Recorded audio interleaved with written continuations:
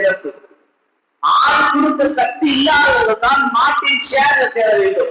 ஒரு காந்தானே சேர்ந்து ஒரு மாடு கொடுத்ததுக்கு வேண்டாம், ஒரு காந்தானே சேர்ந்து ஒரு ஆடு கொடுத்ததுக்கு வேண்டாம். ஒரு குடும்பத்துக்கு ஒருத்தர் கொடுத்தா போதும், அந்த ஆட்டின் நன்மை அந்த குடும்பத்துல எல்லோருக்கும் வந்துவிடும். ஏன்னா நாம கவனிச்சு சிந்திச்சு ஒரு வீட்டுக்கு ஒரு குருவாக அவசியம்.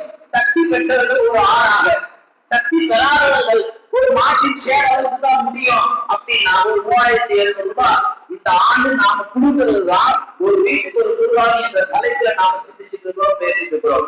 அல்லாஹ் குர்ஆன்ல சொல்லுவான்,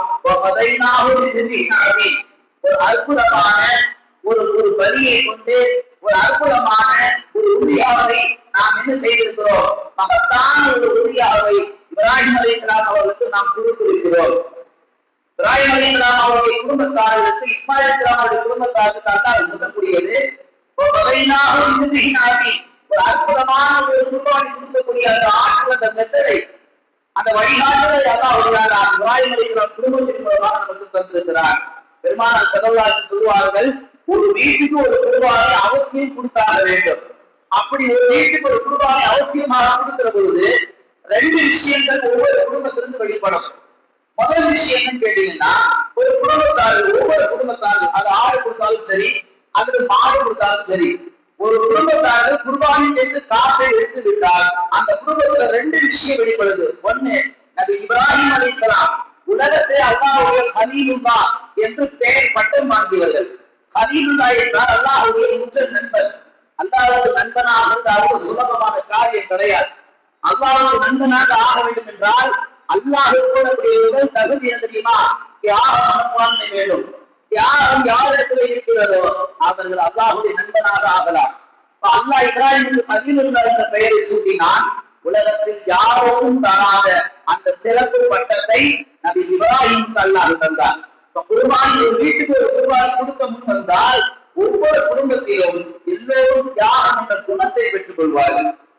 அதே போல குர்பானி, ஒரு வீட்டுக்கு ஒரு குர்பானி கொடுக்க முன் வந்தால் உலகத்தில யாருக்கும் கொடுக்கப்படாத, யாருக்கும் வராது, கொடுக்கப்படாத யாருக்கும் வராது அப்படிப்பட்ட ஒரு உன்னதமான குணம், அதுதான் பொறுமை என்ற சபர் குணம் ஒவ்வொரு குடும்பத்தாக வந்துடும். நீங்க நல்லா கவனிச்சு பாருங்க. குர்பானி என்ற டாபிக்ல இப்ராஹிம் அலைஹிஸ்ஸலாமுடைய பங்கும் இஸ்மாயில் அலைஹிஸ்ஸலாமுடைய பங்கும் நீங்க ஒரு கோட்டை வச்சீங்கன்னா, ஒரு தராசை நிப்பாட்டீங்கன்னா 2 சமமா நிற்கும். ஏற்கனவே இருக்காது. இப்ராஹிம் அலைஹிஸ்ஸலாம் எந்த அளவுக்கு தியாகம் செஞ்சாங்களோ அதுக்கு ஈக்குவலா, அதுக்கு சரிக்கு சமமா நபி இஸ்மாயில் அலைஹிஸ்ஸலாம் பொறுமையா இருந்திருக்கிறார். ஒரு துளி கூட இஸ்மாயிலை காட்டி இப்ராஹிம் குறையவில்லை, இப்ராஹிமை காட்டி இஸ்மாயில் குறையவில்லை.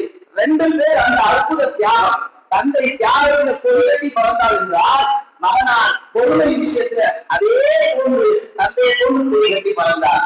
ஒரு வீட்டுக்கு ஒரு குர்பானி, ஒவ்வொருவரும் குர்பானி கொடுப்போம் என்ற தலைப்புகள் ஒரு மகளாவில் எல்லோரும் வசதி வாய்ப்புள்ளவர்கள், ஆறும் வசதி வாய்ப்பு குறைந்தவர்கள் நாட்டில சேரும் சேர்ந்தார்கள் என்றால் இப்ராஹிம் நபியுடைய தியாகம் உங்கள் குடும்பத்தில் உள்ள எல்லோருடைய ஈமானும் கலக்கும். இஸ்மாயிலுடைய பொறுமை உங்கள் குடும்பத்தில் உள்ள எல்லோருடைய ஈமானும் கலக்கும். அப்படி கலக்கப்பட வேண்டும் என்றால் இப்ராஹிம் இஸ்மாயில் குடும்பத்தை போன்று நாமும் அல்லாஹ்வுடைய பார்வையிலே ஜொலிக்க வேண்டும் என்றால் குர்பானி கொடுப்பதை தவிர வேறு வழியே கிடையாது. நான் ஆரம்பத்தில் தெளிவுபடுத்தியிருப்பேன். 10-15,000 ரூபாய் செலவு செய்வதனால் பொருளாதார முடக்கம் ஏற்படாது. வறுமை வராது என்றால் கண்டிப்பாக கொடுக்கலாம்.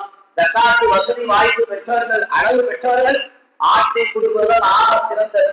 நிறைய பணக்காரர்கள், செல்வம் படைத்தவர்கள் ஆட்டை விலை பேசுவதற்கு சோம்பேறி தரப்பட்டு, நல்ல ஆட்டை குடிச்சு வர தெரியாம சோம்பேறி தரப்பட்டு, ஆட்டை பராமரிக்கிறதுக்கு சோம்பேறி தரப்பட்டு, ஆட்டுக்கு முழுசா அந்த அன்பை செலுத்திருந்த நேரம் காலம் அதில் சோம்பேறி தரப்பட்டு 3000 ரூபாயை போன் பண்ணா ஜிபேல தட்டி விட்டுருவோம், நம்ம ஷேர் கொடுத்த மாதிரி ஆயிரும், குர்பானி கொடுத்த மாதிரி ஆயிரும், நம்ம பிசினஸுக்கு எந்த தொந்தரவும் இருக்காது, நம்ம பேஸ்புக் வாட்ஸ்அப் போன்றதுக்கு எந்த தொந்தரவும் இருக்காது.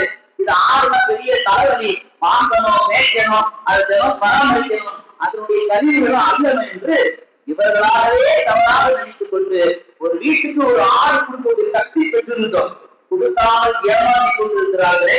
இவர்களை பார்த்துதான் நபிகள் நாயகம் சொன்னார்கள், மண் வஜத சாயத, யாருக்கு வசதி வாய்ப்பு, வசதி வாய்ப்புனா பொருளாதார மாற்றம் அல்ல, ஆட்டை வாங்குவதற்கு, ஆட்டை வழி பேசுவதற்கு, ஆட்டை பராமரிப்பதற்கு, ஆட்டை பத்திரமாக பாதுகாப்பு